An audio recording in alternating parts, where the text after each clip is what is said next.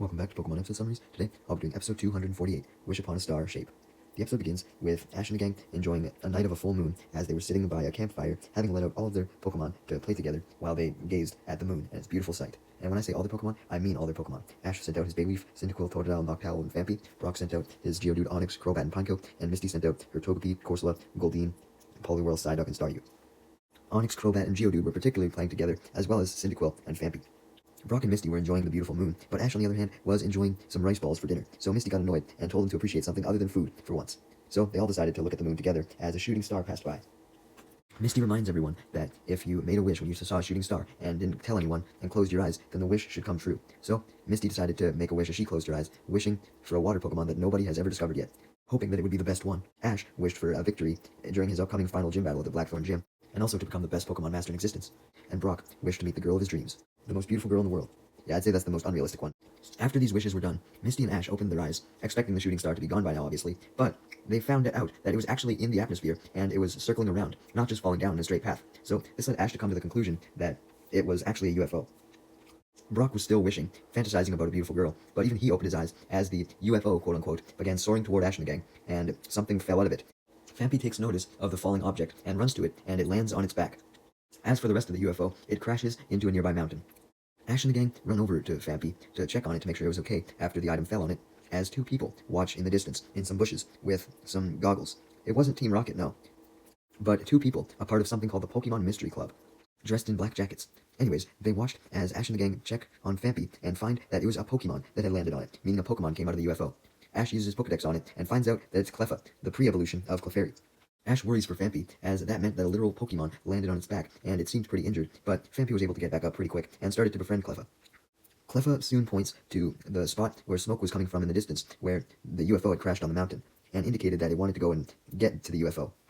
Ash and the gang then remember about the Clefairy spaceship back in Kanto that they found with that one scientist. Remember, I think it was like episode fucking 60-some? Yeah, that episode when they found the Clefairy spaceship. Well, essentially, Ash and the gang thought that since Cleffa was the pre-evolution of Clefairy, this Cleffa may know some of those Clefairy, and they may be its friends, so it might have wanted to go check on them, especially since it came from the spaceship itself as well. So it definitely knew them to some extent. So because of this, and seeing how sad Cleffa looked, Ash and the gang decided to help Cleffa get over to the crashed UFO so that it could go check on its friends. Damn, an actual connection back to a previous one-off episode? Insane. And what else is pretty insane is how the spaceship managed to get from Kanto all the way to Johto. Holy fuck. Meanwhile, Team Rocket were also spying on Ash and the gang. Yeah, there was more people spying on them than just the people in the black jackets. And Team Rocket saw that all of Ash and the gang's Pokemon were out, so they were about to try and capture them. But when they saw the Cleffa, they decided to capture it instead, since they had never seen a Cleffa before, due to it being only found in Johto. Team Rocket were about to go make their move and capture the Cleffa, but then they noticed the two people in black jackets from earlier and decided to hold off.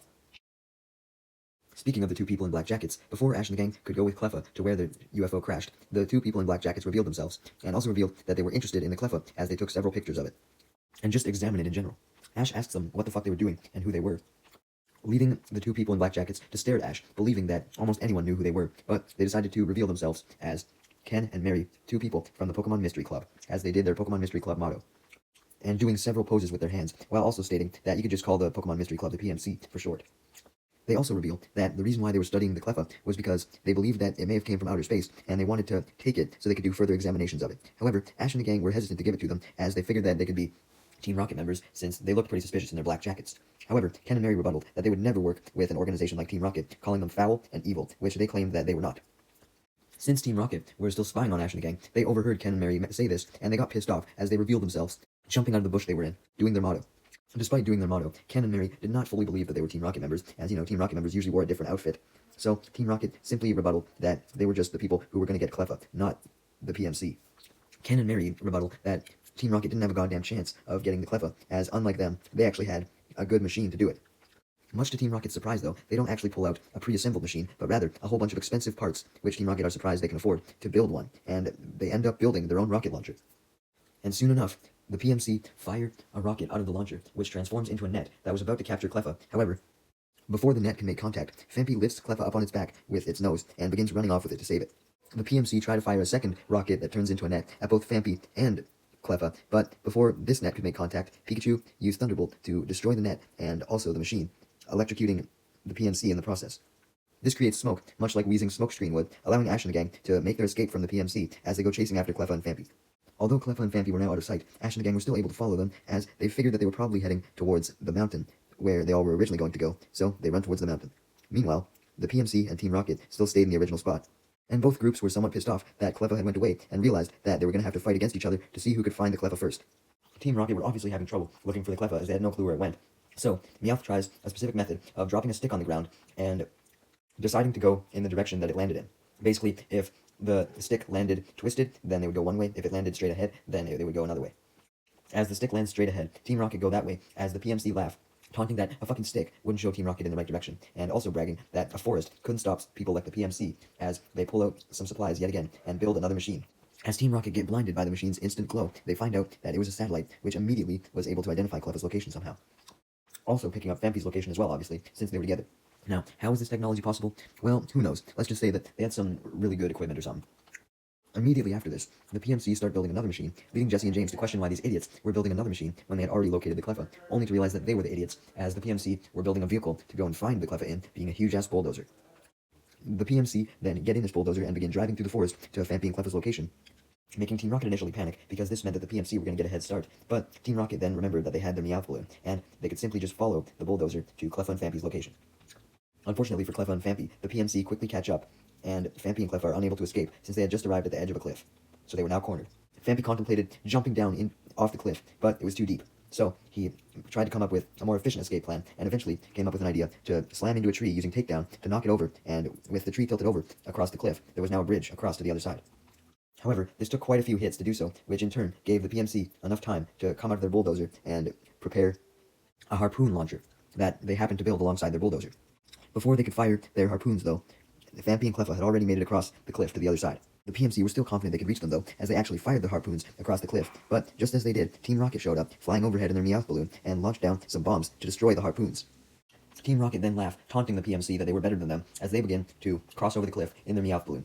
However, the PMC weren't going to back down that easily, as they then quickly build yet another machine, this time being a plunger, and they launch it from their launcher onto the Meowth balloon, grappling onto it, and the PMC proceed to pull onto the plunger, pulling the Meowth balloon back, so if they couldn't make it across, then Team Rocket couldn't make it across either. Ash and the gang then arrive at the cliff, and they see that Team Rocket and the PMC were distracted by fighting each other, so they take the opportunity to run past them, ignoring them, going across the tree that Fampy had dropped across the cliff, accurately assuming that it must have been Fampy's doing, as otherwise Fampy and Cleffa couldn't have made it across. Eventually, Fampy and Cleffa make it to the mountain where the UFO crashed, and sure enough, they find a group of stranded Clefairy, trying to find a way to fix their UFO, but really nervous, as it didn't seem they could. Just then, Ash and the gang arrive shortly after Fampy and Cleffa, and the first thing they see is Fampy and Cleffa running towards the Clefairy so that Cleffa could reunite with them. Once Ash and the gang spot the Clefairy, they do come to the conclusion, also seeing the spaceship close up, as further evidence of this, that the Clefairy were indeed the ones from Season 1, and they also realized that the Clefairy were panicking, because they no longer had parts to repair the ship, since there was no town nearby to scavenge extra parts for, unlike back in Kanto.